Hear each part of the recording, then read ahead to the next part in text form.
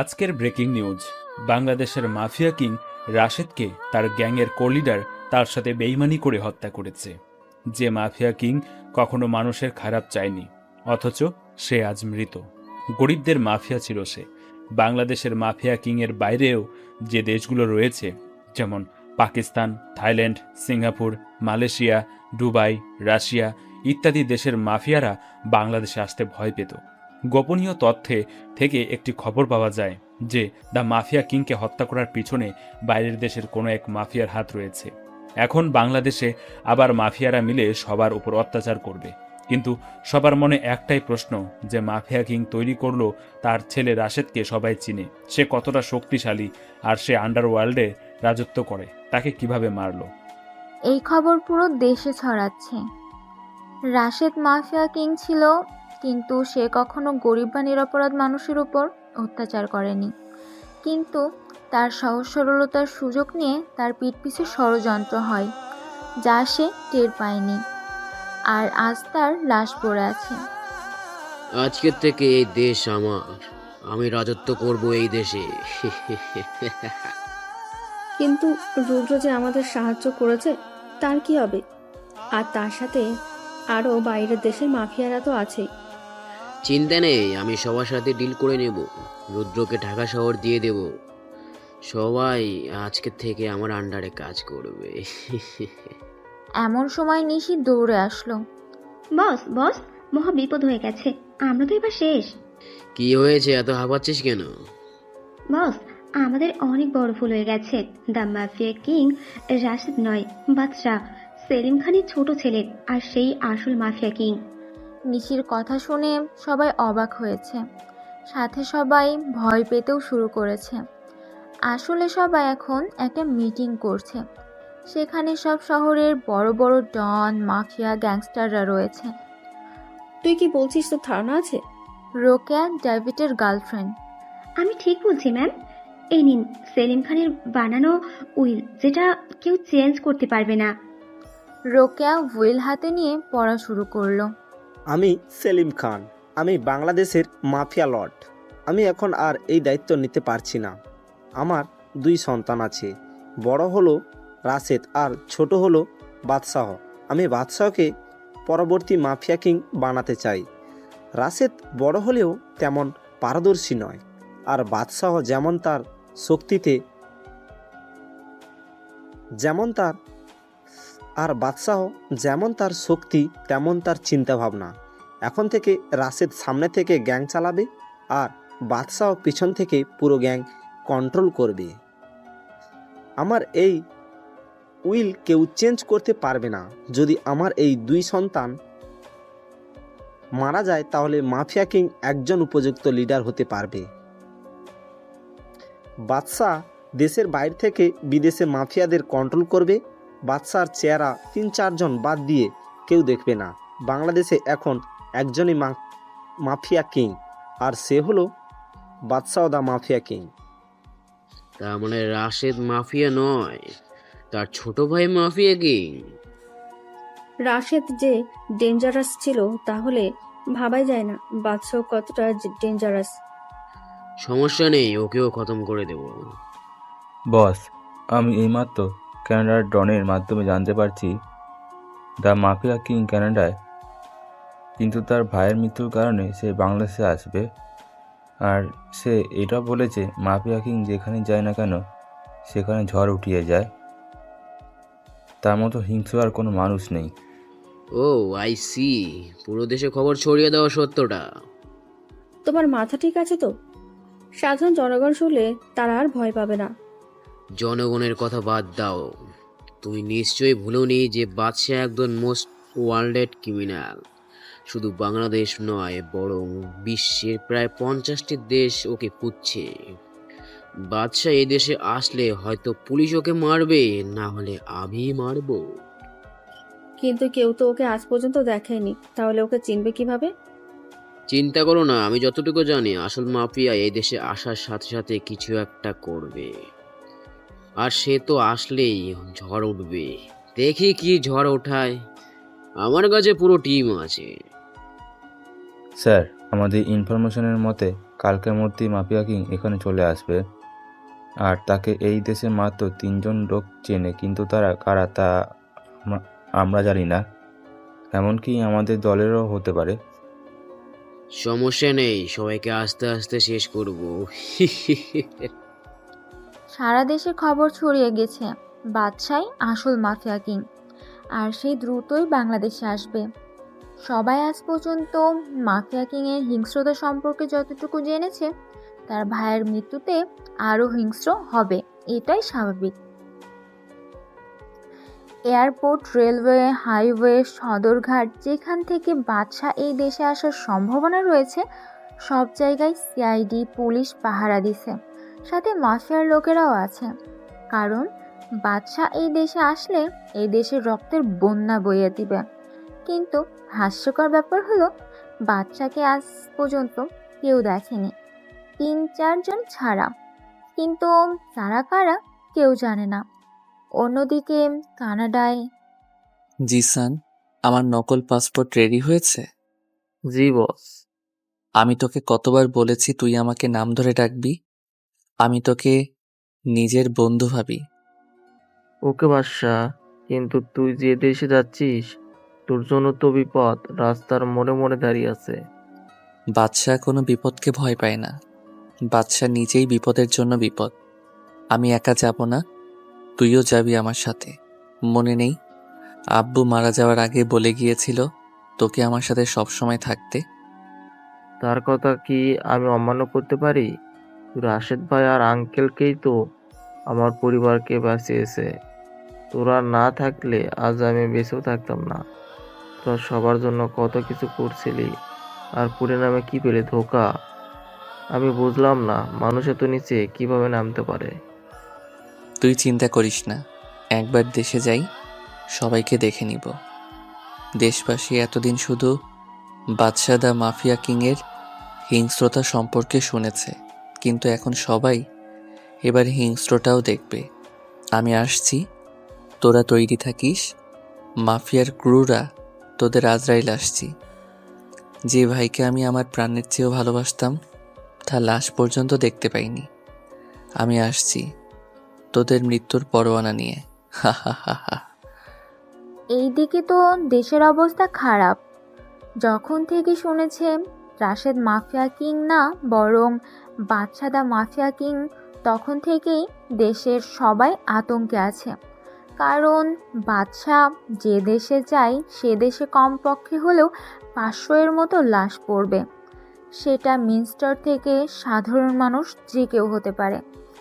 এইদিকে দেশের সব এন্ট্রি পয়েন্টে পুলিশ থেকে সেনাবাহিনী পাহারা দিচ্ছে।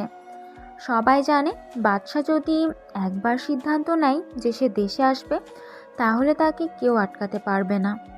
বাংলাদেশ শাহজালাল ইন্টারন্যাশনাল এয়ারপোর্টে কানাডা থেকে ফ্লাইট ল্যান্ড হয়েছে। সিকিউরিটি অনেক কড়া। সবাই ব্যাকগ্রাউন্ড চেক করে তারপর ছাড়া হচ্ছে সবাইকে। বাদশা আর জিসান ছদ্মবেশে দেশে আসলো। জিসানের একটি ভালো ব্যাকগ্রাউন্ড আছে কানাডায়। বাদশা ফেক আইডেন্টিটি নিয়ে দেশে আসলো। সবাই চেকিংয়ের পরে যখন বাদশাহের ব্যাকগ্রাউন্ড চেক করা হচ্ছে। আপনার নাম? বাহ, জি ভালো নাম রাকিব। আপনি এই দেশে কেন এসেছেন? আমার বড় ভাইয়ের কবর জিয়ারত করতে এসেছি। ঠিক আছে, যান এখন। বাদশা আর জিসান এয়ারপোর্ট থেকে বের হলো। বাদ, আই মিন রাকিব, এটা তো তোর মায়ের দেওয়া নাম ছিল। আম্মুকে খুব মিস করি। এখন খেলা শুরু হবে। বাদশা তার ফোন দিয়ে একটা মেসেজ করলো, আর সাথে এয়ারপোর্টে 10টি পুলিশের গাড়ি ব্লাস্ট হলো। সবাই এদিকে ওদিকে দৌড়াচ্ছে। সবাই বুঝে গেছে বাদশা এই দেশে এসে গেছে। সবাই বুঝে গেছে যে তারা শত চেষ্টা করেও বাদশাকে এই দেশে আসা থেকে আটকাতে পারল না। বাদশাহের মুখে একটি পৈশাচিক হাসি ফুটে উঠল। বাদশাহের সামনে 2টি গাড়ি থামলো। গাড়ি থেকে 2জন লোক নামলো, যাদের দেখে বাদশাহের মুখে হাসি ফুটে উঠল। লোক 2টি বাদশা আর জিসানকে জড়িয়ে ধরল। তারপর বাদশা আর জিসান 2টি গাড়িতে উঠল। গাড়ি নিজ গতিতে ছুটছে। হঠাৎ গাড়ি দুটি থেমে গেল ঢাকার বাইরে জঞ্জালের মাঝখানে। একটি বিশাল একটি সেফ হাউসের সামনে। গাড়ি থেকে বাদশা আর জিসানের সাথে সেই দুইজন লোকও নামলো। চারজন সেফ হাউসের ভিতরে চলে গেল।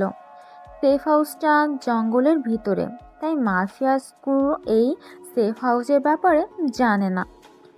কি খবর তোদের? ভাই আপনি তো জানেন এই জায়গার কি অবস্থা, আমরা ভালো থাকি কিভাবে। রাশেদ ভাই, মারা যাওয়ার পর আমাদের অবস্থা আরও বেশি খারাপ হয়ে গেছে। মাফিয়াদের নিজেদের ইচ্ছা মতো কাজ করা শুরু করেছে। দেশের সাধারণ মানুষের জীবন অনেক খারাপ হয়ে যাচ্ছে। দীপ কোথায়? সে আসে নাই? না রে, দ্বীপ আসে নাই। তুই তো জানোস তার আমাদের সাথে দেখা করা কতটা রিস্কের কাজ। দ্বীপ আমাদের সাথে ঠিক সময়ই দেখা করে নিবে। তোরা চিন্তা করিস না, আমি যখন এসে গেছি তখন আর কারো চিন্তা করার প্রয়োজন নেই। এখন বল, আমার ভাইয়াকে কারা কারা মেরেছে? প্রত্যেককে এমনভাবে মারবো যে সাধারণ মানুষদের আত্মা পর্যন্ত কেঁপে উঠবে। ভাই এই দেখেন, ভাই এ হলো ডেভিড, রাশেদ ভাইকে মারার ষড়যন্ত্রকারীদের লিডার আর বর্তমান মাফিয়া কিং সেই হতে চায়। আর এ হলো রকিয়া ডেভিডের গার্লফ্রেন্ড, এ হলো নিশি ডেভিডের পিএ। তাছাড়া রুদ্র আছে যে ডেভিডকে অনেক সাহায্য করেছে। ডেভিড রুদ্রকে পুরো ঢাকা শহরের কন্ট্রোল ওকে দিয়ে দিছে। আর তাছাড়া লিটনও আছে ওদের বিশেষ খবরই হিসাবে। আর ভাই বাইরের দেশের দুবাই ল্যান্ড লর্ড আসলাম খান, চায়নার ডন কিং চং, রাশিয়ার মাফিয়া কিং ডেভিল আর পাকিস্তানের ডন ফিরোজ খান রয়েছে যারা ডেভিডকে সাহায্য করছে। ভাই এখন ডেভিডের সাথে অনেকেই রয়েছে, যার ফলে আমরা এখন ওকে ধরতেও পারবো না। আর যখন থেকে ডেভিড শুনেছে যে আপনি দেশে এসে পড়েছেন, তখন থেকেই সে আন্ডারগ্রাউন্ড হয়ে গেছে। নো প্রবলেম, একে একে সবাইকে মারব। এখন একটা ধামাকা করতে হবে, ওদের বুঝিয়ে দিতে হবে যে Badshah the mafia king is not a easy person. তাদের এমন অবস্থা করব যে তারা তোকে আমার কেমন কেমন যেন লাগছে। রাশেদ ভাইয়ের মৃত্যুতে তোর চোখ থেকে পানি পড়েনি, আর এখন তোর মুখে হাসি লেগে আছে। রাশেদ ভাই আমাদের কত উপকার করেছে যে তার মৃত্যুর খবর এখনো আমাদের চোখের সামনে ভাসছে। তাহলে ভেবে দেখ, ভাইয়া আমার আপন ছিল, তার মৃত্যুতে আমি কত কষ্ট পেয়েছি। আমার চোখের পানি এখন শুকিয়ে গেছে রে। এখন সেই পানি শুকিয়ে আগুনে পরিণত হয়ে গেছে। আমার বুকের ভিতরে প্রতিশোধের আগুন দাউ দাউ করে চলছে। বাদ দে, এখন বল তোর নেক্সট প্ল্যান কি? আমার এখন রুদ্রর কাছে যাওয়া প্রয়োজন। তুই পাগল হলি নাকি রুদ্র? এখন ঢাকা শহরের কিং রুদ্র কোথায় থাকে তার চেলাপেলারা ছাড়া কেউ জানে না। আর তুই যদি বাদশাহ মাফিয়া কিং এর পরিচয় নিয়ে যাস তাহলে কি হবে ভেবে দেখেছিস? রাহুল আর সাব্বির রুদ্রর চেলাপেলাদের কোথায় পাবো? ভাই, ওর চেলাপেলারা বেশিরভাগই কলেজে বা ভার্সিটির ছাত্রছাত্রী। আপনি ঢাকা ভার্সিটিতে গেলে ওদের দেখতে পাবেন। সেখানে রুদ্রের চেলাপেলারা বেশি আছে, আর সেখানে কোনো ঝামেলা হলে রুদ্রে আগে গিয়ে পৌঁছায়। ও তাই নাকি? তাহলে তো খেলা এবার জমে উঠবে। বলেই নিজের রুমে চলে গেলাম। রাহুল, সাব্বির আর জিসান বাদশাহের কথা কিছুই বুঝতে পারল না। বাদশা কখন কি করে সেটা আজ পর্যন্ত কেউ ভাবতে পারেনি। পরের দিন সকালবেলা আমি ঢাকা যাব, তোর ব্যবস্থা কর। বাদশার কথা শুনে সবাই বাদশার দিকে তাকিয়ে আছে। কিন্তু ভাই, ঢাকায় গিয়ে আপনি কি করবেন? সেটা তোদের না ভাবলেও চলবে। আমরা কেন ভাববো না? তুই আমাদের একমাত্র আপনজন। তোর কিছু হয়ে গেলে আমরা কি নিয়ে বাঁচবো রে? তুই যা প্ল্যান করবি তাতে আমরা তোর সাথে থাকবো, ব্যাস। বাদশা বুঝে গেল যে জিসান রেগে আছে, তাই আর কথা বাড়ালো না। আপনারা নিশ্চয় ভাবছেন যে বাদশাকে জিসান কিভাবে অর্ডার করতে পারলো। আসলে বাদশা আর জিসান বন্ধুর মতো সম্পর্ক, আর রাহুল এবং সাব্বির হলো বাদশার কাছের লোক, যারা কখনো বাদশার জন্য নিজের জীবন দিতেও পিছু পা হবে না। চারজন মিলে ঢাকা শহরে গেল, যেখানে দ্বীপের একটা ফ্ল্যাটে গেল। দীপ হলো সাব্বির আর রাহুলের মতো বাচ্চার কাছে লোক। দীপ বাংলাদেশের একজন মন্ত্রী প্লাস মাফিয়ার ক্যালিনিটার। কিন্তু ডেভিড জানে না যে দীপ বাচ্চার হয়ে কাজ করে। দীপ এখনো বাচ্চার সাথে দেখা করে নাই। ঢাকা শহরের রুদ্রর চোলাপোলাদের আড্ডাখানা অর্থাৎ ঢাকা ভার্সিটি, যেখানে গিয়ে বাচ্চা অনার্স থার্ড ইয়ারে ভর্তি হলো। শুধু বাচ্চা নয়, সাথে জিসানও ভর্তি হয়েছে, কিন্তু অন্য বিভাগে। রাহুল আর সাব্বিরকে সবাই চিনে, কারণ তারাও মাফিয়ার স্পেশাল মেম্বারদের লিডার। পরের দিন বাচ্চা ছদ্মবেশ ধরে, অর্থাৎ একটি পুরাতন টি শার্ট আর প্যান্ট পরেছে, আর তার চুলগুলো তেল দিয়ে শুয়ে রেখেছে। বাচ্চাকে দেখতে একেবারে খ্যাত খ্যাত লাগছে। বাচ্চা জিসানকে ভালোভাবেই যেতে বলল। জিসান ভার্সিটিতে চলে গেল, আর বাচ্চা যাচ্ছে তার ছদ্মবেশে। তাকে দেখে মনে হচ্ছে হৃতিক রোশন হিরো আলমের গেট আপে যাচ্ছে। তবে যাই হোক, এখন গল্পে আসা যাক। বাচ্চা ভার্সিটিতে পৌঁছে গেল। সে ভিতরে গিয়ে দেখল চারদিকে গুঞ্জা টাইপের ছেলে মেয়েতে ভরা। তবে যারা ভালো ছেলে মেয়ে তারা র্যাগিংয়ের শিকার হচ্ছে। বাচ্চা জানে যে তাকেও র্যাগিংয়ের শিকার হতে হবে। তাই হলো, হঠাৎ পিছন থেকে কেউ ডাক দিল। ওই খ্যাত, এইদিকে আয়। বাচ্চা পিছনে তাকিয়ে দেখল একটা বখাটে গ্রুপ ডাকছে তাকে। আমি যা চেয়েছিলাম তাই হলো, এবার খেলা শুরু হবে। এই বয়রা, আমাদের কথা কি কানে ঢোকে না নাকি? জি ভাই, শুনেছি। ওদের কাছে গিয়ে বলল, তাহলে দাঁড়িয়েছিলি কেন? আমি ভেবেছিলাম যে আপনি কাকে ডাকছেন, কারণ ভার্সিটিতে আমার আজকেই প্রথম দিন। আমি তো কাউকে চিনি না এই ভার্সিটিতে। তুই ছাড়া কি আর কেউ খেতে আছে নাকি এই ভার্সিটিতে? আরে মাহিম, থাম এবার। আর তোর নাম কি রে? ভাই রাকিব। ভাই রাকিব, কি খবর তোমার? ভালো আছো তো? এই শালা, তুই কোন এলাকার ভাই রে? না ভাই, আমি কোনো ভাই না। আমি তো আপনাদের ভাই বলেছিলাম, আপনারাই তো ভুল বুঝলেন। মাহিম কোনো কথা না বলে বাচ্চার গালে 2টা থাপ্পড় দিল ঠাস করে। বাচ্চার রাগে পুরো শরীর ফেটে যাচ্ছে। সে তার হাত মুঠো করে রেখেছে। বখাটেরা তো জানে না বাচ্চা চাইলে ওদের মারতে 2 মিনিটেরও কম সময় লাগবে। তোর কত বড় সাহস, তুই আমাদের মুখের উপর কথা বলিস? তোকে তো আমি আজকেই মেরে ফেলবো।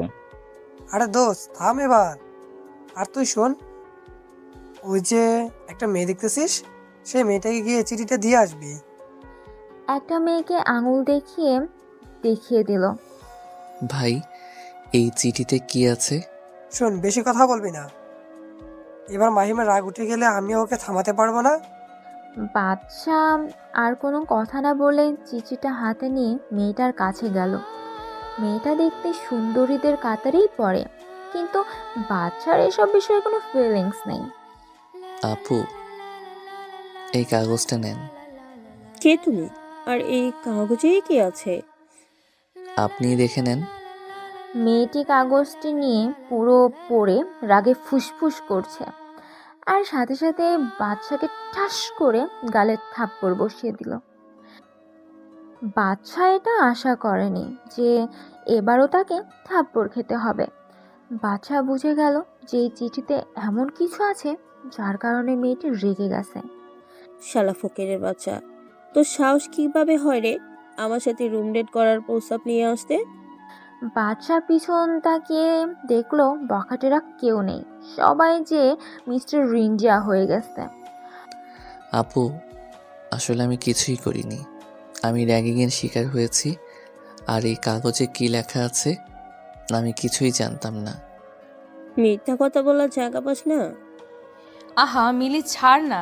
তুই তো জানিস এই ভার্সিটির কি অবস্থা, আর এই ছেলেকে দেখতে সহজ সরল লাগছে। এই জীবনেও তোকে এরকম প্রস্তাব দিতে কখনো সাহস পাবে না। তুই ঠিকই বলছিস কিয়া, এরকম খ্যাতমার্কা ছেলে তো রুম ডেটের মানেও জানে না। এই, তোর নাম কি রে? রাকিব। তোকে দেখে তো এই ভার্সিটিতে প্রথম দেখছি। কোন ইয়ারে তুমি? কথা শুনে বোঝা যাচ্ছে যে ভদ্রঘরের মেয়ে। আমি এই ভার্সিটিতে 3rd ইয়ারে ট্রান্সফার হয়ে এসেছি। বাচ্চা কথা শুনে সবাই হাঁ করে তাকিয়ে আছে। মিলি, এ তো আমাদেরই ক্লাসমেট। মিলির কানে ফিসফিসিয়ে বলল, তবুও বাচ্চা শুনে ফেলল। আচ্ছা, আমাকে কি 3rd ইয়ারের ক্লাসরুম দেখিয়ে দিবেন? তুমি সোজা গিয়ে ডানের ক্লাসরুমে ঢুকবে। জি, ধন্যবাদ বলার জন্য। বাদশার ক্লাসরুমে গিয়ে প্রবেশ করলো।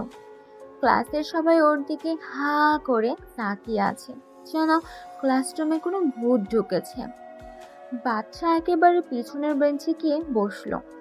ক্লাসে স্যার আসার পর পর সবাই রুমে গিয়ে ঢুকলো। কেয়ার মিলিও আসলো। বাদশা অবাক হলো যখন সে বখাটেদের গ্রুপেও ক্লাসে গেল। আর বখাটেরাও বাচ্চাকে দেখেও অবাকের শীর্ষে গিয়ে পড়ল। ক্লাসে স্যার আসলো, এসে বাচ্চাকে দেখে প্রশ্ন করলো, এই ছেলে তুমি কে আর এই ক্লাসরুমে কি করো? আমাকে কিছু না বলতে দিয়েই মাহিম বলল, স্যার, আমার মনে হয় এই ক্লাসে ভুল করে ঢুকে পড়েছে। না স্যার, আমি এই ক্লাসেরই স্টুডেন্ট। আমার নাম রাকিব হাসান রাজ। আমি অন্য ভার্সিটি থেকে ট্রান্সফার হয়ে এসেছি। তাই এভাবে খ্যাত হয়ে সেজে এসেছো কেন? স্যার, আসলে সবার মতো স্টাইলিশ জামা কাপড় পরে ফ্যাশন করার সময় আমার নেই। আমি এখানে পড়ালেখা করতে এসেছি। তোমার কথা আমার ভালো লেগেছে, কিন্তু হয়তো ক্লাসের অনেকেই তোমার কথা ভালো লাগেনি, তাই সাবধানে থেকো। স্যারের কথা বাদশা খুব ভালো করেই বুঝতে পারলো, কারণ মাহিমের টিম আর অনেক মেয়েরাই আমার কথা শুনে রাগে ফুসফুস করছে। ক্লাস শেষে বাদশা ক্লাসরুম থেকে বের হলো। ক্যাম্পাসের গেটের সামনে জিসানকে দেখা যাচ্ছে। বাদশা যখন জিসানের কাছে যাবে, তখন মাহিমের গ্যাং বাদশার কাছে আসলো। কিরে, তোর দেখে জবান বেশি চলে? তুই একাই ভার্সিটিতে পড়তে আসিস আর আমরা কি ঘাস কাটতে আসি? সেটা তোমরাই জানো। কিরে, তুই আমাদের তুমি করে কেন বললি? আমরা একই ক্লাসে, তাহলে তো তুমি করেই বলবো। তোর দেখি মুখ বেশি চলতেছে। এখন আমাকে যেতে দাও। বলেই বাদশা হাঁটা শুরু করলো। মাহিম একটা হকি স্টিক দিয়ে বাদশার পিছে একটা বাড়ি মারলো। হকি স্টিকটা ভেঙে গেল আর বাদশা কিছুটা সামনের দিকে ঝুঁকে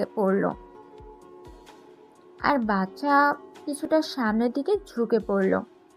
এই ঘটনা দেখে সবাই বাদশার দিকে তাকিয়ে আছে। হকি স্টিক ভেঙে গেল, অথচ বাদশা সোজা হয়ে দাঁড়িয়ে আছে। তারা তো আর জানে না বাদশার কাছে এসব হ্যাজাক কিছু না। বাদশা মুচকি হেসে চলে গেল। ক্যাম্পাসের গেট থেকে দূরে গিয়ে একটা গাড়িতে উঠে পড়ল, যে গাড়িতে জিসান আগে থেকেই ছিল। কিরে, তুই ওদের কিছু বলবি না কেন? এখন তো খেলা মাত্র শুরু হলো, তুই শুধু দেখ আগে আগে হোতা হ্যাঁ ক্যা। শোন, আজকে একটা খবর পেলাম যে ওই মাহিময় হলো রুদ্রের রাইট আর। তুই তো কাজের কথা বললি, এবার খেলা জমে যাবে। হা হা হা হা। গাড়ি গিয়ে তাদের ফ্ল্যাটের সামনে গিয়ে থামলো। ভাই, এমন একটা খবর পেয়েছি যেটা আমাদের জন্য অনেক লাভজনক। কি সেই খবর? ভাই, খবরটা হলো আপনি যে ভার্সিটিতে অ্যাডমিশন নিয়েছেন সেই কলেজের মাহিম নামে একজন মাফিয়ার ক্রু আছে। সে রুদ্রের বিশেষ লোক, আর তাকে কোনো মত রাগে তুলতে পারলে রুদ্র তার গর্ত থেকে বের হবে। তার মানে বোয়াল মাছ ধরতে হলে আগে তার জন্য ট্র্যাপ বানাতে হবে। রুদ্র নামের বোয়াল মাছকে ধরতে পারলেই ডেভিড নামের হাঙরকে ধরতে পারবো। ভাই, শুধু ডেভিডকে ধরলেই হবে না, দেশের বাইরে থেকে যারা ডেভিডকে সাহায্য করেছে তাদেরকেও ধরতে হবে। সাব্বির একেবারে ঠিক কথা বলছে। ওদেরকে এমনভাবে মারবো যে আর কোনো মাফিয়া বা ডন এই বাদশাদা মাফিয়া কিংয়ের সাথে পাঙ্গা নিতে আসবে না। তাহলে এখন কি প্ল্যান আছে? সাব্বির আর রাহুল, ভালো করে শোন। দীপ এখনো জানে না যে আমরা কোন ভার্সিটিতে অ্যাডমিশন নিয়েছি। আর ভার্সিটিতে পরশুদিন একটা বড় অনুষ্ঠান হবে। সেই দিনই রুদ্রকে ধরতে হবে। দীপ অনুষ্ঠানের স্পেশাল গেস্ট হিসেবে আসবে। কিন্তু রুদ্র কোনো ভার্সিটিতে আসবে? কেন আসবে? বাদশা একটা পৈশাচিক হাসি দিয়ে ফ্ল্যাট থেকে বেরিয়ে গেল। সাব্বির, রাহুল আর জিসান একই অবস্থায় বসে আছে। তারা জানে বাদশার এই হাসির কারণ অবশ্যই কোনো ভয়ঙ্কর কিছুর লক্ষণ। কারো তো কপালে আজকে মৃত্যু লেখা আছে, কিন্তু সেটা কে? রাত 8টার দিকে বাদশা আবার ফ্ল্যাটে আসলো। বাদশা ভিতরে ঢুকে দেখে তার জন্য সবাই বসে আছে। কি রে, তোরা এখনো বসে আছিস? তুই জানিস আমরা কেন এখানে বসে আছি? তুই যে হুট করে দাঁড়িয়ে গেলি কাউকে কিছু না বলে, আমাদের কি টেনশন হয় না? কুল ডাউন গাইস, কালকে সকালে বুঝতে পারবি আমার master plan. Badsha the mafia king এর মাস্টার প্ল্যান বোঝার মতো ক্ষমতা তোদের এখনো হয়নি। কেউ আর কোনো কথা বলল না। সবাই জানে বাদশা এখন কিছুই বলবে না। সকালবেলা জিসান, সাব্বির, কোথায় তোরা? তাড়াতাড়ি এসে দেখ কি হয়েছে। কিরে, সকালবেলা গরুর মতো চিল্লাচিল্লি করছিস কেন? রাহুল, কি হয়েছে? টিভিতে দেখ কি হয়েছে। আজকের ব্রেকিং নিউজ, ঢাকার আন্ডারওয়ার্ল্ডের কিং রুদ্রের ডান হাত মাহিম খুন হয়েছে। তার ডান হাত কেটে বাম হাতে রাখা হয়েছে, অথচ দুইটার উপরে ফেলা হয়েছে। তার এমন নির্মম হত্যা কে করতে পারে? এখন সেটাই হয়তো আপনাদের প্রশ্ন। আপনাদের প্রশ্ন মাহিমের খুনিই দিয়েছে। মাহিমের গায়ে চাকু দিয়ে লেখা হয়েছে যে nobody can find me Rudra, I challenged you, if you have guts then come in the varsity and find me, I am always ready. কে এভাবে লিখতে পারে? এখন সেটাই হলো প্রশ্ন। সবাই এই নিউজ দেখে বাদশার দিকে তাকালো। জিসানরা নিউজ দেখতে দেখতে বাদশাও ঘুম থেকে উঠে গেছে। বাদশা, তুই এখন ফোন করেছিস? ভাইসরা এরকম হিংস্রভাবে কে খুন করবে? ভাই, আমাদের একবার বলতে পারতেন, আমরা ওর খেল খতম করে দিতাম। আপনি এত কষ্ট করে করলেন।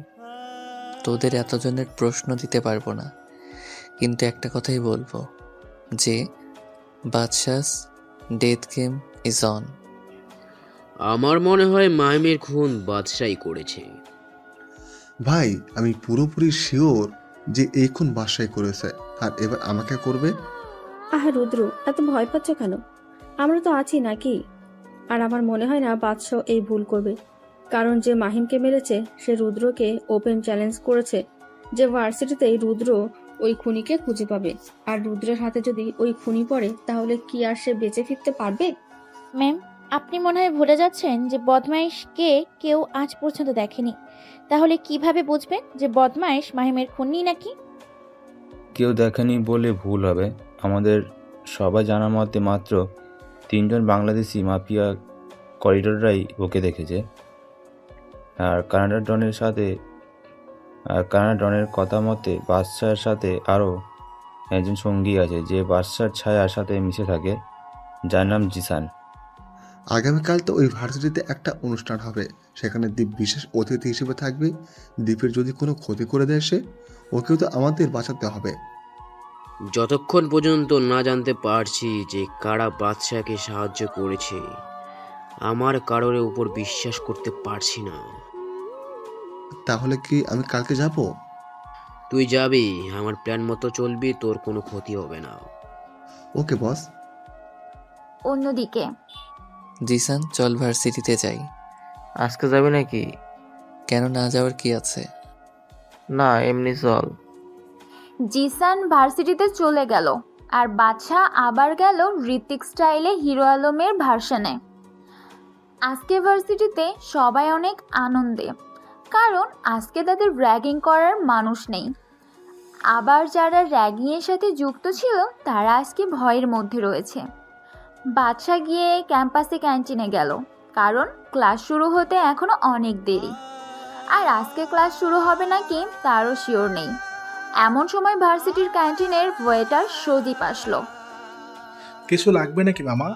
বাদশা সজীবকে মাথা থেকে পা পর্যন্ত চেক করলো। বয়স বেশি না, 15 থেকে 17 হবে। না, কিছু লাগবে না। কিন্তু তোমার বয়স তো বেশি না, তাহলে এখানে কেন? কি বলবো মামা, পরিবারের অনেক চাপ। আমাকে রাকিব ভাই বলতে পারো। আমি সজীব। এখন আপনাকে এত কিছু বলতে গেলে যে অনেক সময় লাগবে, আর আমার ডিউটির সময় কথা বলা বারণ। এখন তো ক্যান্টিনে তেমন লোক নেই, আর আরও তো সিনিয়র ওয়েটাররা আছে।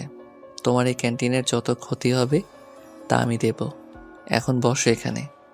না ভাই, টাকা লাগবে না। এই পর্যন্ত আমাকে কেউ এভাবে বলেনি, সবাই আমাকে ছোট লোক বলেছে, কিন্তু আপনি প্রথম যে আমার সাথে ভালো ব্যবহার করলো। গতকাল যে মরল না মাহিম, একেবারে খারাপ লোক। তার মৃত্যুতে কে কি করবে আমি জানি না, কিন্তু আমি মসজিদে 10 টাকা দিব। আচ্ছা দিও। এখন বলো তো, তোমার পরিবারে কে কে আছে? অসুস্থ মা, এক বেকার বড় ভাই আর আমি। তোমার বাবা কোথায়? আমার আব্বু অনেক বছর আগেই মারা গেছে। তোমার বড় ভাইয়ের বয়স কতটুকু, আর সে কোনো কাজ করে না কেন? আমার বড় ভাইয়ের বয়স 23 বছর, আর সে পড়ালেখা অনেকটুকু করছে, কিন্তু কোনো চাকরি পায়নি তেমন। আমার মতো চাকরি করতে বললেই বলে সে এত পড়াশোনা করেও এত ছোট চাকরি করবে না।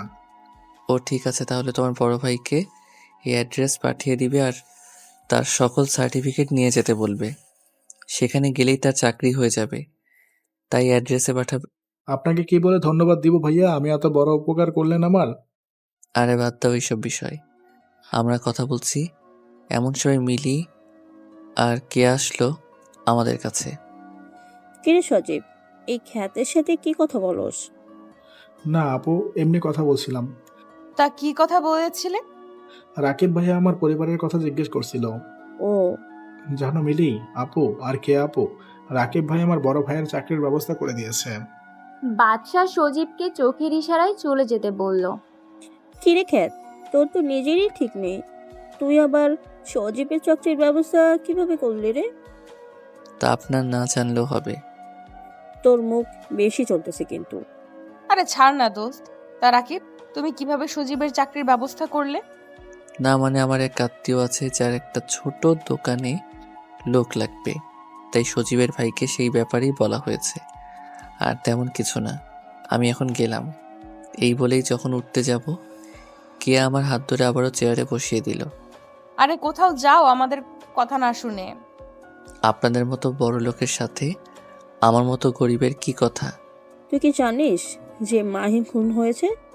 কে মাহিম?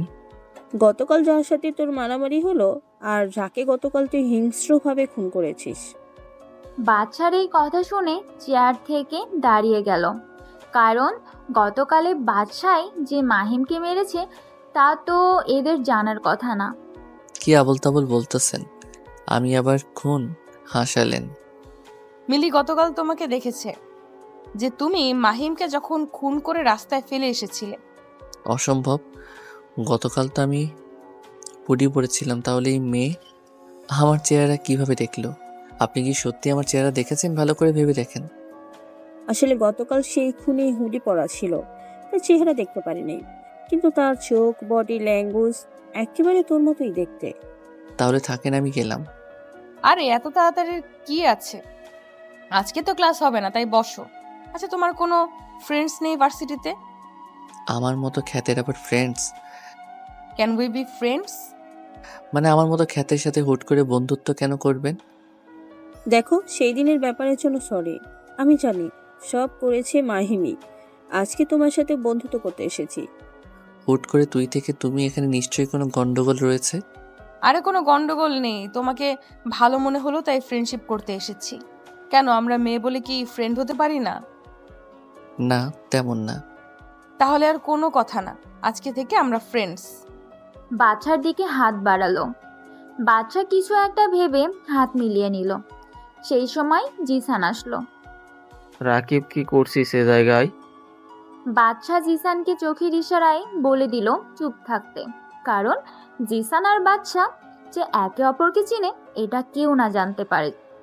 জিসান, তুমি কি রাকিবকে চিনো নাকি?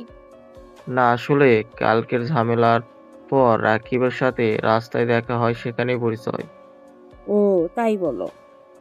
তো তোমরা এখানে কি করছো? রাকিবের সাথে ফ্রেন্ডশিপ করতে এসেছিলাম।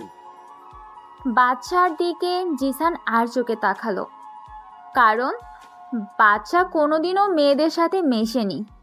তাহলে তোমরা থাকো আজকে, আমি আসি, কালকের অনুষ্ঠানে আবার দেখা হবে। এই বলেই বাচ্চা চলে গেল। পরের দিন সকালে আজকে যে করেই হোক না কেন রুদ্রকে মারতে হবে। কিন্তু এত মানুষের সামনে কিভাবে মারবে? আবার ওর সাথে বডিগার্ডও থাকবে। আমি খবর নিয়েছি, আজকের অনুষ্ঠানে ডেভিডের পুরো নজর থাকবে। তোর সাথে কি কোনো প্ল্যান আছে বাদশার? বাচ্চা কোনো দিন প্ল্যান ছাড়া যুদ্ধে নামে না। ভার্সিটিতে আজকে অনুষ্ঠান হবে, সবাই কাজে লেগে পড়েছে। বাদশা জিসানের সাথে আজকে রাহুল আর সাব্বিরও এসেছে। একটু পর অনুষ্ঠান আস্তে আস্তে শুরু হতে লাগলো। চিফ গেস্ট হিসেবে দীপ এসে গেছে। বাদশাকে আর জিসানকে এখনো দেখতে পারেনি। আস্তে আস্তে অনুষ্ঠান প্রায় শেষের দিকে এসে গেল। এমন সময় ভার্সিটিতে প্রায় 30টার মতো বাইক আর একটা বড় গাড়ি আসলো। সবাই বুঝে গেল যে রুদ্র এসে গেছে। রুদ্রকে সবাই ভয় পায়। রুদ্র গাড়ি থেকে নামলো। কিরে বাদশা, তুই কোথায়? তুই না বলেছিলি যে এই ভার্সিটিতে আসলে আমার সামনে আসবি? আমি তোর চ্যালেঞ্জ অ্যাকসেপ্ট করছি, সাহস থাকলে সামনে আয়। রুদ্র, কি হচ্ছে এসব? বাদশা এখানে কিভাবে আসবে? তুই জানিস না বলে কথাটা বললি। বাদশা আমাকে চ্যালেঞ্জ করেছিল যে এই ভার্সিটিতে ওকে পাবো। দীপ পুরো ভার্সিটিটা একবার পুরো দেখে নিল। দীপ দেখলো দূরে সাব্বির আর রাহুল দাঁড়িয়ে আছে। দীপ বুঝে গেল রুদ্রের আজকে শেষ দিন। রুদ্রের মোবাইলে একটা মেসেজ এলো যে সাহস থাকলে ভার্সিটির শেষের দিকে ঘরে যেতে, তাও আবার একা একা। রুদ্রের ইগোতে লাগলো কথাটা। রুদ্র সবাইকে ওখানে রেখে একা একা চলে গেল। রুদ্র সেইখানে গিয়ে দেখলো একটা রুম আছে। রুদ্র সেই ঘরের ভিতরে প্রবেশ করলো। রুদ্র দেখলো রুমে কেউ নেই। রুদ্রের পিছু পিছু ওর লোকের সাথে দীপ আর ভার্সিটির ছেলেমেয়েরা এলো। তারা রুমে গিয়ে দেখলো সেখানে রুদ্র নেই। রুদ্রকে আগেই বাদশা অজ্ঞান করে ভার্সিটির ক্লাসরুমে নিয়ে গেছে। কেউ ভাবতেই পারবে না যে রুদ্রকে বাদশা ক্লাসরুমে নিয়ে যাবে। রুদ্র আস্তে আস্তে চোখ খুলছে। চোখ খুলে সে আশেপাশের পরিস্থিতি বোঝার চেষ্টা করছে। সে এখানে কিভাবে আসলো। তার মনে পড়ে গেল সে যখন ওই রুমে গেল তখন একজন লোক মুখ বেঁধে তার ঘাড়ে এমনভাবে আঘাত করলো যে সে অজ্ঞান হয়ে যায়। তারপর তার আর কিছু মনে নেই। রুদ্র এখন 2টা বেঞ্চের সাথে বাঁধা আছে। রুদ্রের সামনে এখন একটা লোক দাঁড়িয়ে আছে। সে আর কেউ না, বাদশা। কিন্তু রুদ্র বাদশার মুখ দেখতে পারছে না, কারণ বাদশা মুখে মাস্ক পরে আছে। কে রে তুই? তোর মৃত্যু। আমার মৃত্যু? তা আবার তুই? আমি নিজে মৃত্যুর ফ্যাক্টরি, আর তুই আমাকে মরার ভয় দেখাচ্ছিস? আমাকে খুলে দে, তাহলে তোকে প্রাণে বাঁচার সুযোগ করে দেব। খুল আমাকে। কুল কুল, এত গরম হওয়ার কিছু নেই। তোর চিৎকার কেউ শুনতে আসবে না, কারণ তোর সামনে এখন বাদশাদা মাফিয়া কিং দাঁড়িয়ে আছে। এই কথা শোনার পর রুদ্রের মুখ থেকে হাসিটা নিমিষেই বিলীন হয়ে গেল। ভাই, আমাকে মাফ করে দিন, আমি কিছুই জানি না। সবই ডেভিড আর বাইরের দেশের মাফিয়ারা করেছে। ভাই, আমি সত্যি কিছু জানি না। ভয়ে একেবারে কেঁদেই দিল। এত ভয় পাওয়ার কিছু নেই। আমি শুধু 2টা প্রশ্ন করব, যদি তুই সত্যি কথা বলিস তাহলে তোর মুক্তি। কি প্রশ্ন ভাই? আমার ভাইকে কিভাবে মেরেছিস? নিশ্চয়। I want answer. ভাই, আমি জানি না। বাদশা বুঝে গেল যে কিভাবে রুদ্রের মুখ থেকে কথা বের করবে। কিছু একটা শয়তানি বুদ্ধি তার মাথায় আসলো, আর তার মুখে একটা হাসি ফুটে উঠল। বাদশা একটা পকেট নাইফ বের করে রুদ্রের হাত বরাবর গেঁথে দিল। রুদ্র অসম্ভব ব্যথায় চিৎকার করতে লাগলো, কিন্তু কোনো লাভ নেই, কারণ এই ভার্সিটির পাশে আরো কয়েকটা ভার্সিটি আছে যারা আজকে জমিয়ে মজা করতেছে, আর সাউন্ড স্পিকারে গান বাজাচ্ছে, আর আওয়াজ আমাদের ভার্সিটিতেও শোনা যাচ্ছে। এবং এই শব্দই যথেষ্ট বাচ্চার জন্য। আসলে এই ভার্সিটিতেও অনুষ্ঠান হচ্ছিল, কিন্তু রৌদ্র আসার পর সব বন্ধ হয়ে গেল। এখনো সময় আছে, বলে দে, না হলে তুই বাদশার হিংস্রতা এখনো দেখিস নাই। ভাই আমি সত্যি জানি না। বাদশা এবার রৌদ্রের মুখে লাল মরিচের গুঁড়ো ঢুকিয়ে দিল, পুরো 1 প্যাকেট। তারপর রৌদ্রের চোখের সামনে একটা পিন নিয়ে আসলো, ধারালো পিন, আর রৌদ্রের চোখের মাঝখানে 1 মিলিমিটারের ব্যবধান আছে শুধু। এখনো কি বলবি নাকি সারা জীবনের জন্য অন্ধ করে দিব? না ভাই, আমি সব বলবো, আমাকে ক্ষমা করে দিন। অসহ্য ব্যথায় কথা বলতে কষ্ট হচ্ছে। ঠিক আছে, বল। পিনটা চোখের সামনে থেকে সরিয়ে নিল। ভাই, সেদিন রাশেদ ভাইয়ের কাছে খবর এসেছিল যে দুবাইয়ের ল্যান্ডলর্ড হাসলাম খান বাংলাদেশে লুকিয়ে লুকিয়ে এসেছে আর রাশেদ ভাইয়ের উপর অ্যাটাক করবে। তখন রাশেদ ভাই তার পুরো গ্যাং নিয়ে হাসলাম খানের উপর হামলা করে। হাসলাম খান হেরিয়ে যাচ্ছিল, ঠিক সেই সময় ডেভিড রাশেদ ভাইয়ের পিছন দিকে চাকু মারে। রাশেদ ভাই বিশ্বাস করতে পারছিল না যে ডেভিড রাশেদ ভাইয়ের সাথে ধোঁকা করতে পারবে। রাশেদ ভাই আমাকে চোখের ইশারায় ডেভিডকে মারতে বলে, কিন্তু ডেভিড আমাকে ঢাকা শহর দেওয়ার লোভ দেখিয়েছিল, তাই আমি রাশেদ ভাইকে সাহায্য করিনি। সেই সময় চীনের ডং কিং চং আসলো, সাথে রাশিয়ার মাফিয়া কিং ডেভিল আর পাকিস্তানের ডন ফিরোজ খান আসলো। ডেভিড তাদেরকে লুকিয়ে বাংলাদেশে আসতে সাহায্য করে। আমার সামনে সবাই রাশেদ ভাইকে খুব হিংস্রভাবে হত্যা করে। ভাই, তারপর ডেভিড বাকি ডনদের সাহায্য এই দেশকে জাহান্নামে পরিণত করে তোলে। ভাই, আমি আর কিছু জানি না, আমাকে মাফ করে দিন। ফরেন মাফিয়ারা কি এখনো দেশে আছে? না ভাই, তারা নিজ নিজ দেশে থেকেই ডেভিডকে পাওয়ার দিচ্ছে। তাহলে তাদের এই দেশে কিভাবে আনবো? ভাই, সেটা ডেভিড জানে। তাহলে আমাকে ডেভিডের ঠিকানাটা দে। ভাই, সে তো আন্ডারগ্রাউন্ড। ঠিকানা দিবি নাকি এখানেই তোকে মেরে ফেলবো? বলছি ভাই, ডেভিড এখন এই গেস্ট হাউসে রয়েছে। ভাই, এখন আমাকে ছেড়ে দিন, আমি এখন থেকে আপনার দলে। আচ্ছা, তুই আমাকে বলতো, সেই দিন তুই ইচ্ছা করলে কি ভাইয়াকে বাঁচাতে পারতি? হয়তো ভাই পারতাম। তাহলে তুই ভাবলি কিভাবে যে আমি তোকে বাঁচতে দিব? বলেই বাদশা রৌদ্রের গলার ব্লেড দিয়ে একটা কাট দিল। রৌদ্রের গলা থেকে গড় গড় করে রক্ত বের হওয়া শুরু হলো। তখনই বাচ্চা একটা চিৎকারের শব্দ পেল।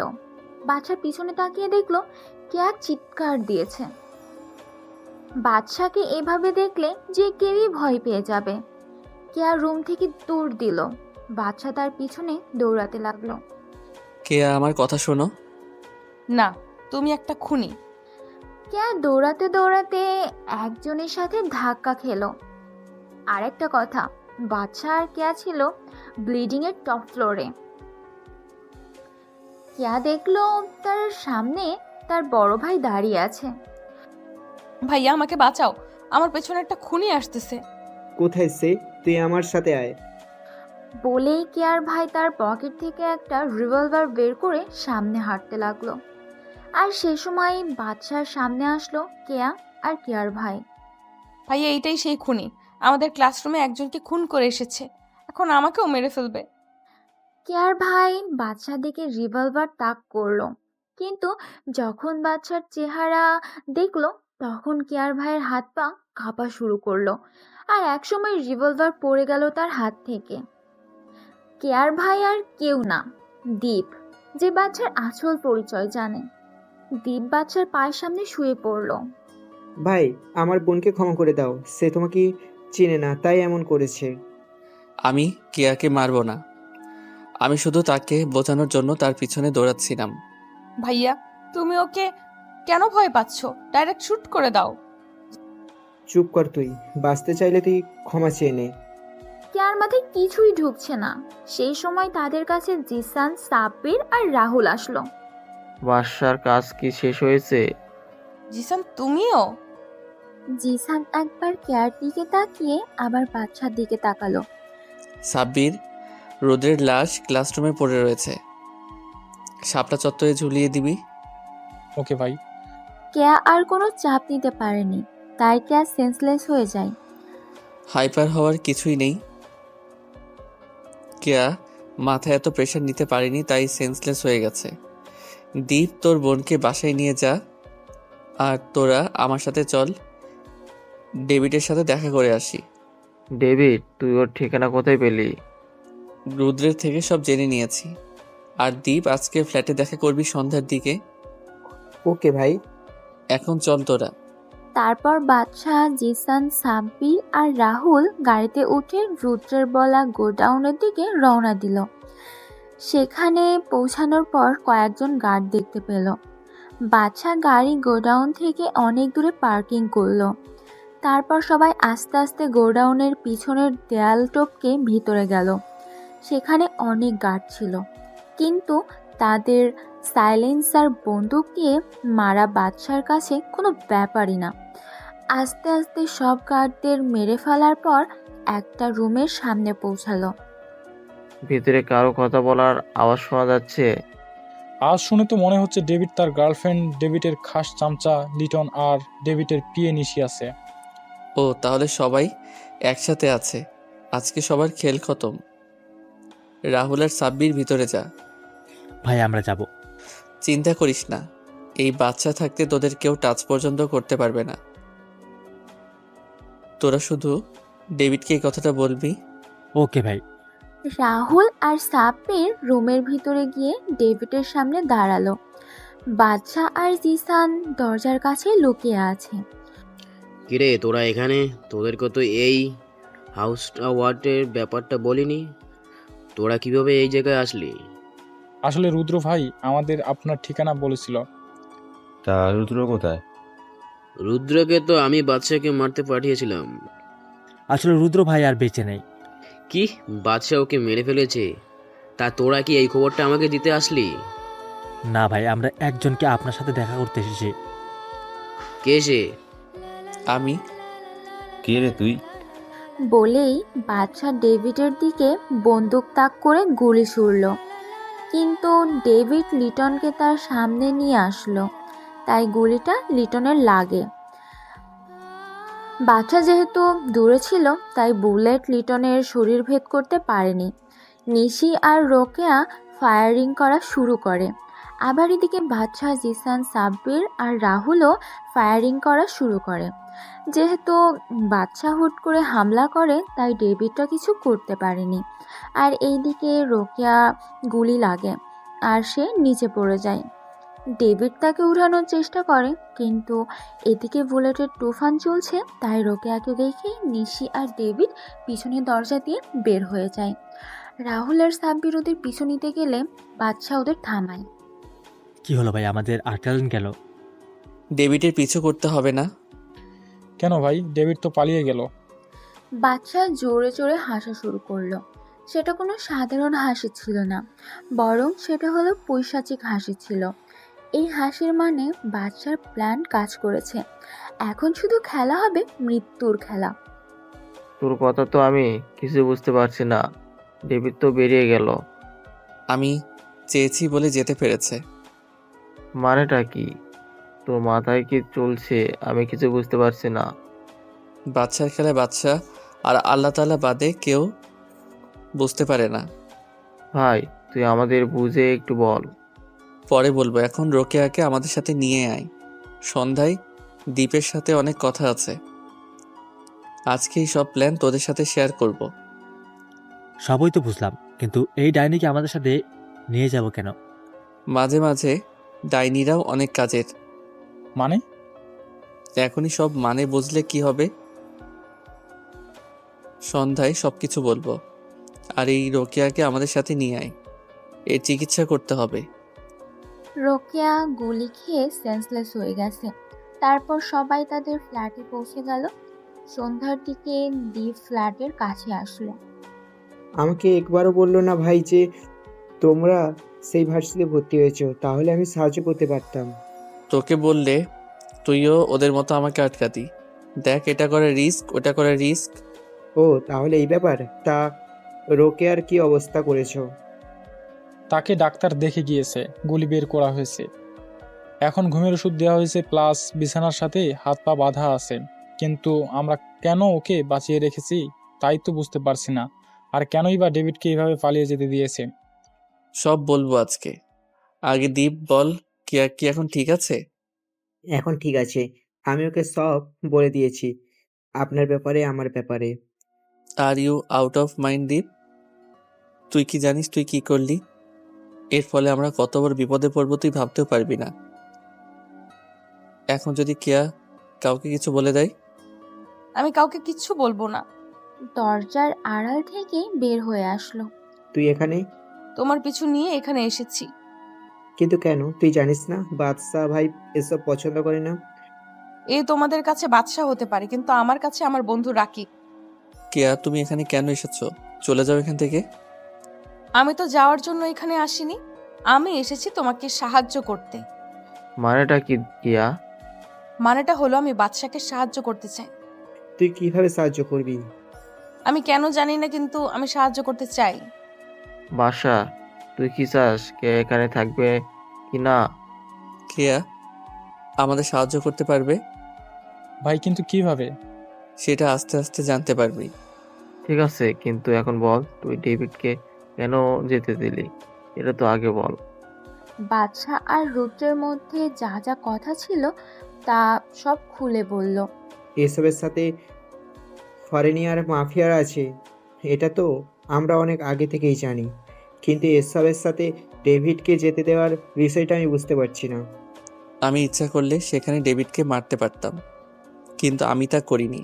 আমি সবাইকে একসাথে শাস্তি দিব, আমার ভাইয়ের মৃত্যুর প্রতিশোধ একসাথে নিব। আমি যদি ডেভিডকে মেরে ফেলতাম তাহলে ফরেনার ডনদের আমি ধরতে পারতাম না, আর ডেভিডের মৃত্যুর পরে সবাই সতর্ক হয়ে যেত। এখন যেহেতু ডেভিড কোনো মতে বেঁচে গেছে, সে অবশ্যই আমাদের উপর অ্যাটাক করবে, আর তার জন্য তার ফরেনার ডনদের সাহায্য অবশ্যই লাগবে। এখন শুধু তাদের এ দেশে আসার অপেক্ষা। সবই তো বুঝলাম, কিন্তু রোকিয়ার কি করবি? বাদশা কিছু বলবে তার আগে রোকেয়ার আওয়াজ শুনতে পেল সবাই। মনে হয় রোকেয়ার জ্ঞান ফিরেছে। তাহলে এবার কি করব আমরা? এবার রোকেয়ার থেকে ডেভিড আর ফরেনার ডনদের ব্যাপারে জানতে হবে। কিন্তু সে কি বলবে? এমনিতে বলবে না, থার্ড ডিগ্রি দিতে হবে। না জিসান, আমার একটা নীতি আছে। আমি কোনো মেয়ের উপর হাত তুলি না, মারতে হলে এক গুলিতেই মেরে ফেলি। কেয়া তুই যদি আমাকে সাহায্য করতে চাও তাহলে তুমি রোকেয়ার থেকে সব ইনফরমেশন কালেক্ট করবে, আর এজন্য তোমার যা করা উচিত তাই করবে। ভাই কেয়া কি পারবে? ওয়াই নট ব্রো, আমি অবশ্যই পারবো। এবার শুধু তোমরা দেখো এই কেয়ার খেলা। তারপর কেয়া রোকেয়ার রুমে গেল। বাদশা আর সবাই রুমের বাইরে সোফায় বসে আছে। হঠাৎ রোকেয়ার রুম থেকে রোকেয়ার চিৎকার শোনা গেল। কেয়া ওর খেলা শুরু করে দিয়েছে।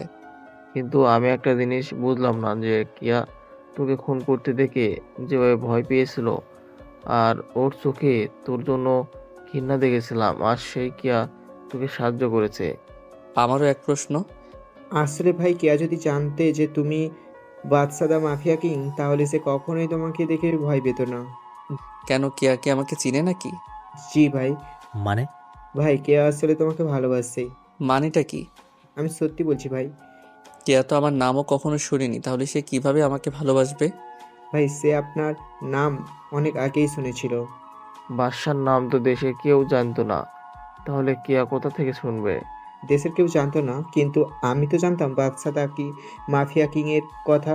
আসলে আমি কি কাজ করি কেয়া হঠাৎ জেনে ফেলে, তাই আমি তাকে বলেছিলাম যে সব মাফিয়া খারাপ হয় না, কিছু কিছু মাফিয়া আছে যারা ভালো কাজ করে, দেশের মানুষের সাহায্য করে, দেশকে রক্ষা করে, ঠিক বাদশা ভাইদের মতো। তখন থেকেই বাদশা ভাইয়া যখনই দেশের জন্য, সাধারণ মানুষের জন্য কী করতো, তখন আমি কেয়াকে তা বলতাম। তখন থেকেই কেয়া বাদশা ভাইকে ভালোবাসা শুরু করেছে। কেয়া আমাকে বাদশা ভাইয়ের ছবি দেখাতে বলেছিল, কিন্তু আমি তাকে বাদশা ভাইয়ের ছবি দেখাইনি, কারণ বাদশা ভাইয়ের হুকুম ছিল। তাই আমি সত্যি বলছি, কেয়া তোমাকে অনেক ভালোবাসছে। তা হয় না দীপ। কেন নয়? বাদশা পিছনে তাকিয়ে দেখে কেয়া বাদশার পিছনে দাঁড়িয়ে আছে। সে বাচ্চার সামনে এসে আবার একই প্রশ্ন করলো। কারণ আমি চাই না আমার লাইফের সাথে কেউ যুক্ত হোক। আমাদের জীবনের কোনো গ্যারান্টি নেই। আমি আমার বাবা আর বড় ভাইকে হারিয়েছি। আমি আর চাই না কেউ আমাকে ছেড়ে চলে যাক। কিন্তু আমি তোমার জীবনের সাথে জড়াতে চাই। আমি তোমার জীবনের সাথে নিজের জীবন মিশিয়ে এক জীবন গড়তে চাই। কেয়া, এসব কথা পরে হবে, এখন বলো, রোকেয়ার থেকে কিছু জানতে পেরেছিস? হ্যাঁ ভাইয়া, আমি জানতে পেরেছি যে ডেভিড এখন তার সুন্দরবনের ফরেস্ট গেস্ট হাউসে লুকিয়েছে। আমি আরও জানতে পেরেছি যে আজকে রাতে ফরেনার ডন আসবে সেই গেস্ট হাউসে। একই কথা শোনার পর বাদশাহ পৈশাচিকভাবে হাসা শুরু করে। এই হাসির মানে কিছু একটা হতে চলেছে। এখানে সবাই জানে এই হাসির মানে মৃত্যুর খেলা হবে আজকে। রোকেয়াকে শেষ করে দে আর সবাই রেডি হয়ে নে, আজকে রাতে খেলা হবে মৃত্যুর খেলা। সবাই সবার মতো রুমে চলে গেল। দীপ জিসানের সাথে গেল কিছু প্ল্যানিং করতে। আমার কথা কি একটু ভাবা যায় না? কেয়া, তুমি কি জানো, যখন আমি প্রথম ভার্সিটিতে যাই তখন সবাই আমাকে খ্যাত বলে অত্যাচার শুরু করে, কিন্তু একমাত্র তুমি আমাকে সাহায্য করেছিলে। আমি তোমার ভিতরে একটা পিওর মন দেখতে পেয়েছিলাম। ধীরে ধীরে তোমাকে আমার ভালো লাগা শুরু করে। আমি জানি না সেটা ভালোবাসা কিনা, কিন্তু আজকের পর যদি আমি বেঁচে যাই তাহলে তোমাকে নিয়ে আমি ভাববো। দেখা আমাদের হবে, এটা শিওর। দেখা যাবে। বিকাল 4টার দিকে সবাই রেডি হয়ে গেল ফরেস্ট গেস্ট হাউসে যাওয়ার জন্য। সবাই কি রেডি হয়েছে? আমরা রেডি, প্লাস সব প্ল্যান করা হয়েছে। আমিও রেডি। না, তুই কোথাও যাবি না। কিন্তু কেন? কারণ সেখানে বিপদ আছে। আমি কোনো বিপদকে ভয় পাই না। ইউ শুড আন্ডারস্ট্যান্ড ডেথ, সেখানে অনেক রিস্ক আছে। আমরা সেখানে গিয়ে জীবিত নাও ফিরে আসতে পারি। I don't care. ওকে, আমার সাথে আসো। তারপর বাদশাহ কেয়াকে একটা রুমে নিয়ে যায়। তারপর কথা বলার অজুহাতে কেয়াকে রুমের ভিতরে আটকে রাখে। বাদশাহ, দরজা খোলো। সরি ফর দিস, কিন্তু আমরা যেখানে যাচ্ছি সেখান থেকে ফিরে নাও আসতে পারি। তাহলে আমাকে এখান থেকে বের করবে কে? এটা অটোমেটিক দরজা, 1 ঘন্টা পর ঠিকই দরজা আনলক হয়ে যাবে। তারপর বাদশাহ কেয়াকে কোনো কথা বলার সুযোগ না দিয়ে সবাইকে নিয়ে ফরেস্ট গেস্ট হাউসের দিকে রওনা দেয়। প্রায় 4 ঘন্টা পর সবাই সেখানে পৌঁছালো। কেউ লজিক খুঁজবেন না যে ঢাকা থেকে সুন্দরবন 4 ঘন্টায় কিভাবে গেল। বাদশার গাড়ি গেস্ট হাউসের সামনে পৌঁছালো। সাবধানে, এই গেস্ট হাউসে চারিদিকে সিসিটিভি ক্যামেরা আছে। তাহলে আমরা ভিতরে যাব কিভাবে? চিন্তা করিস না, আমি সব ব্যবস্থা করে রেখেছি। মানে হলো রাহুল সিসিটিভির মনিটরের সামনে যেসব গার্ড থাকে তাদের সবাইকে কিনে নিয়েছে বাদশা ভাইয়ের হুকুম মতো। তারা এখন মনিটরে রেকর্ডিং ভিডিও দেখছে। এখন তাহলে যাওয়া যাক। সবাই গেস্ট হাউসের সামনে গেল। চারদিকে যেসব গার্ড ছিল তাদের সাইলেন্সার গানের মাধ্যমে মেরে ফেলে। সবাই পিছনের দরজা দিয়ে ভেতরে গেল। সবাই মিটিং রুমে দরজার আড়ালে দাঁড়ালো। এখন সব হারামিরা একসাথে। চিন্তা করিস না, আজকে এখানে কেউ বাঁচাতে পারবে না। ফরেনার ডনদের বডিগার্ডদের খুব বুদ্ধিমানের সাথে সবাই মেরে ফেলল। সাইলেন্সার বন্দুকের সাহায্যে ডেভিডরা কিছু বলার আগেই বাদশাহ আর ওর টিম সবাইকে চারদিক দিয়ে ঘিরে ফেলল। তোরা এখানে? Who are they David? You and yours death, Badshah the mafia king. तुम यहाँ पर है आ गया, पर जिंदा नहीं जा पाओगे। घाट मार डालो सबको। ओहे, you are fools. You killed everybody already. Now you all are finished. সবাই যখন কথা বলছিল তখন হঠাৎ ডেভিড গুলি করা শুরু করলো। বাদশাহ আর ওর টিম সবাই টেবিল, সোফা, আলমারির পিছনে লুকিয়ে ফায়ারিং করা শুরু করলো। ছোট একটা রুম, তাই কেউ পালাতে পারেনি। বাদশাহ প্রথমে গুলিটা পাকিস্তানি ডনের লেগেছে, তারপর গুলিটা দুবাই ল্যান্ডলাইনের লেগেছে। এইদিকে সাব্বিরের হাতে গুলি লেগেছে। রাহুল সাব্বিরকে সেফ রেখে ফায়ারিং চালাচ্ছে। একে একে যখন সব ফরেনার ডন মারা গেল তখন শুধু ডেভিড বেঁচে আছে। আর সবার গুলির শেষ হয়ে গেছে। বাচ্চা, তুই যদি সত্যিকারে মাফিয়া কিং হয়ে থাকিস তাহলে আমার সাথে হ্যান্ড টু হ্যান্ড ফাইট কর। ওকে, চ্যালেঞ্জ অ্যাকসেপ্টেড। তারপর দুজন হ্যান্ড টু হ্যান্ড ফাইট শুরু করে। প্রথম বাদশা কভার ফাইট করলো, পরে এটাকে টেকনিক ইউজ করে। একসময় ডেভিড বাদশার লাথিকে ফ্লোরে পড়ে ডেভিডের সামনে তার বডিগার্ডের বন্দুক পড়ে রইল। সেটা ডেভিড হাতে নিয়ে বাচ্চার দিকে তাক করে গুলি করলো। কেউ কিছু বোঝার আগেই কেয়া ফ্লোরে লুটিয়ে পড়ল। হ্যাঁ, সবাই ঠিক করেছেন, কেয়ার বুকে গুলিটা লেগেছে। আসলে কেয়া বাচ্চার সামনে গিয়ে দাঁড়ায় আর তার গুলিটা লেগে যায়। তোরা কেয়াকে সামলা। বাকিদের উদ্দেশ্যে বলল। কথাটা বলে বাদশা তার ফায়ারিং কিক দিয়ে ডেভিডের হাত থেকে বন্দুকটা ফেলে দেয়। তারপর বাদশা কুংফু স্টাইলে ডেভিডের গলায় আঘাত করে, ফলে তার গলার হাড় ভেঙে যায় আর অনবরত নাক আর মুখ দিয়ে রক্ত পড়তে শুরু করে। ডেভিড ফ্লোরে হাঁটু গেড়ে বসে পড়ল। ভাই, আমাকে মাফ করে দাও, আমি আর খারাপ কাজ করব না। আমার ভাইকে কি তোরা কেউ রেহাই দিয়েছিলি? বলেই বাদশা ডেভিডের মাথা বরাবর একটা ঘুষি মারল আর ডেভিডের মাথা টেবিলের কোণে লেগে কেটে যায়। আর অতিরিক্ত রক্তক্ষরণের জন্য সেখানেই তার মৃত্যু হয়। তারপর সবাই কেয়াকে গাড়ি করে হাসপাতালে নিয়ে যায়। দীপ্ত তার বোনের জন্য কান্না করে শেষ, আর বাদশাও চোখ থেকে 2 ফোঁটা পানি গড়িয়ে পড়ল। বাদশা তাড়াতাড়ি তার চোখের পানি মুছে ফেলল। হাসপাতালে কেয়া আর সাব্বিরকে ভর্তি করানো হলো। সাব্বিরের হাতে গুলি লেগেছে, তাই চিন্তার কিছু নাই, কিন্তু কেয়ার বুকে গুলিটা লাগার ফলে অনেক সিরিয়াস কিছু হতে পারে, এই কথাটা ডাক্তার বলল। দীর্ঘ 4 ঘন্টা অপারেশনের পর কেয়ার অপারেশন সাকসেসফুল হয়। কেয়া জ্ঞান ফেরার পর থেকে সে শুধু বাদশাকেই খোঁজা যাচ্ছে। তাই বাদশা কেয়ার কেবিনে গেল আর সবাই কেবিন থেকে বের হয়ে গেল। বাদশা কেয়ার সামনে হাঁটু গেড়ে বসলো। কেন আমার জীবন বাঁচালে? কারণ আমি তোমাকে ভালোবাসি। তুমি রুম থেকে বের হলে কিভাবে? 1 ঘন্টা পর বের হলে এত তাড়াতাড়ি আমাদের কাছে পৌঁছানো অসম্ভব। তুমি হয়তো ভুলে গেছো যে রুমে একটা জানালাও ছিল। সেই জানালার কাজ পুরোটা ভেঙে তারপর বের হয়েছি। সত্যি বুদ্ধি আছে তোমার। বাদশা দা মাফিয়া কিংকে ভালোবেসেছি, অন্তত এইটুকু বুদ্ধি না থাকলে কি আর হয়?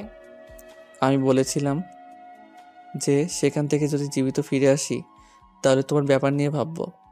তা কি ভেবেছো? Will you marry me? সত্যি? হুম। 1 সপ্তাহ পর বাদশা আর কেয়ার বিয়ে হয়ে গেল। বাদশা এখন বাসর ঘরের সামনে দাঁড়িয়ে আছে।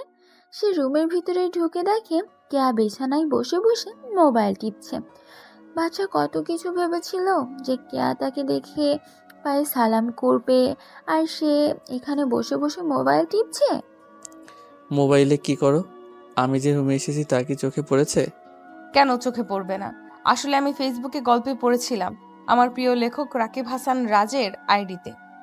এই গল্প 2020-এর শেষ গল্প তার। সে তার লাস্ট গল্পের লাস্ট পর্বে বলে দিয়েছে যে এই সপ্তাহে আর কোনো গল্প দিবে না, বরং নতুন বছরের প্রথম দিনে সে সব পাঠকদের দ্য সিক্রেট এজেন্ট আর পুলিশ কমিশনারের বোন যখন প্রেমিকা সিজন 2 একসাথে উপহার হিসেবে দেবে।